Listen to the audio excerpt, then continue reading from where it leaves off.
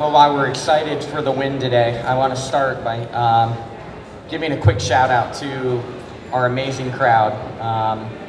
They showed up both nights. It's been a really, really successful year at home for us. So for us to be able to send it back to Washington is really exciting for us, but we couldn't have done it without our crowd.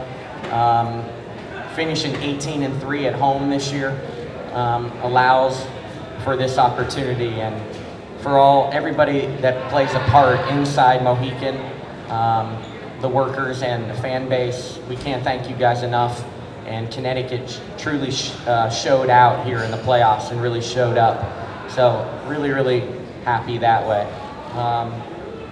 Huge win for us. Look forward to the questions. Weathered a difficult third quarter and was able to withstand that and gather ourselves and have a good enough fourth quarter to send this back to Washington. Curt, first question to your right in the front row. Curt, Howard Mandel, New York Times. John Paul had only 10 shots today, but it seemed like she was extremely involved. I know you've talked in terms of touches rather than shots. Take me through what your strategy was and how you felt like it was implemented tonight for her specifically. Yeah, we went stretches without her touching it, which was frustrating, but her activity never stopped. I thought she was really active around the glass, even when she wasn't touching. I thought she screened better tonight. And then we got her touches when we needed in the fourth quarter to get a rim run after the amount of minutes that she plays and how much physicality she has to handle and go through. A big turnaround late. We got in the middle of the floor and got her more touches down the stretch, and I think it was really, really important since we went stretches at times without her getting touches. She's still so important. It's not always shot attempts. It's being able to get her in actions. Curt, last row to your right. Hey, Coach. Esteban Sales, WGBH News. Going back to your opening statements, last couple of years the Sun have been knocked out the first couple rounds of the playoffs. Getting these deep runs into the playoffs, especially here at home, what does that mean for the team? Again, getting to play these crucial games at Mohegan. Yeah, that's 3 straight really successful regular seasons, but disappointed in those second round exits. Finishing the seasons at home with losses when you've been so good at home has been tough to swallow. But I credit our players. There was a lot of pressure from the campaign of Burn It Down to being really transparent and open dialogue since training camp that we wanted to take the next step. And the players handled that pressure, handled that honest talk out in the media that this team, this was the year that was circled, this was the year that we wanted to take that next step. So for them to get to this point, to go to a Game 5 in the championship series after those disappointment second round exits in this building, you saw a determined team that was not going to end their season in this building regardless of what everybody was saying. Mike, seated first row to your left. Hey, Coach, Doug Farmer, VAP. Two-part question. For the fourth quarter after it was tied, it seemed like, not to mix metaphors, but a title fight with each team throwing punches with threes back and forth. And then it was the defense or just missed shots that sort of decided it in the last 2 minutes. Just what was your, on the side, watching that and feeling? The second part of the question is, again, taking yourself out of it, it's been a heck of a series and it comes down to a fifth game. How great is that for the WNBA having this come down to a Game 5 on Thursday? Yeah, when you sit there with your coach's hat on, there's times where this series is maddening that you can't get stops. But from a fan perspective, for a league perspective, the amount of shots in pressure situations and with how hard everybody's playing, it's got to be amazing TV and good for our league. Both teams in the fourth quarter were making big shots. We would make a 3, they'd answer with a 3. Ultimately, we made a few more plays down the stretch, got to the foul line tonight more than they did.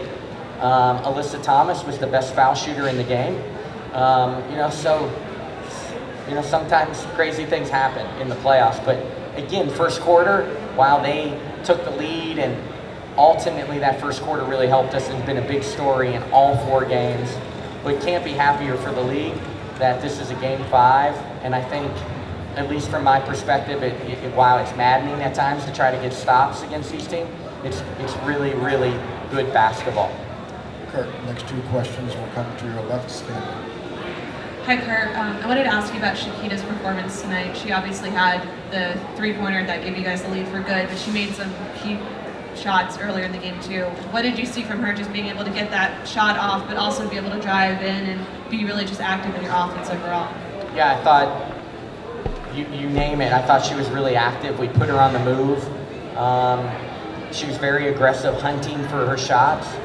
And made that big 3. They answered it, but she made a huge 3 for us, and her defense is so underrated. They can isolate her, and they isolated her the first play of the game, but she doesn't get the credit that she deserves as a help defender, as someone that absorbs when we switch and can guard bigger people. She's never going to get the credit that she deserves defensively. We wouldn't be in this situation without her defense. And at times we've got to give her help, but she was huge tonight. Her energy is so important to this crowd. The crowd just absolutely loves her, and her energy is so important to our team. Mike?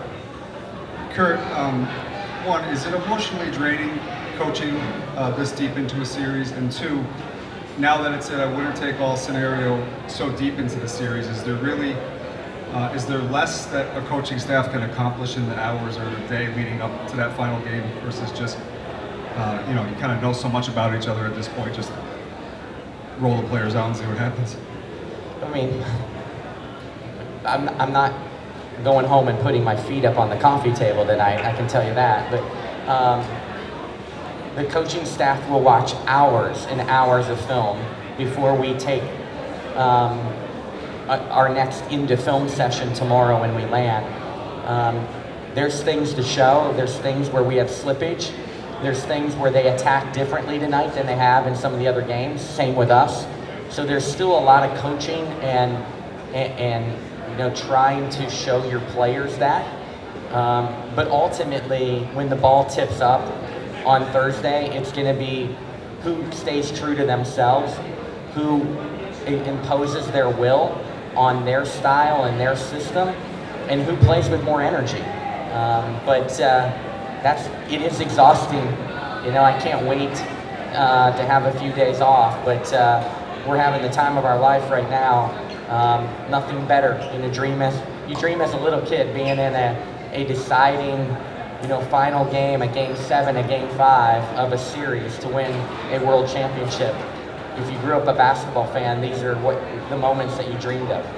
Curt, last question, standing to your left. Curt, tonight early in the game, Alyssa seemed to be running the point more in transition than in previous games.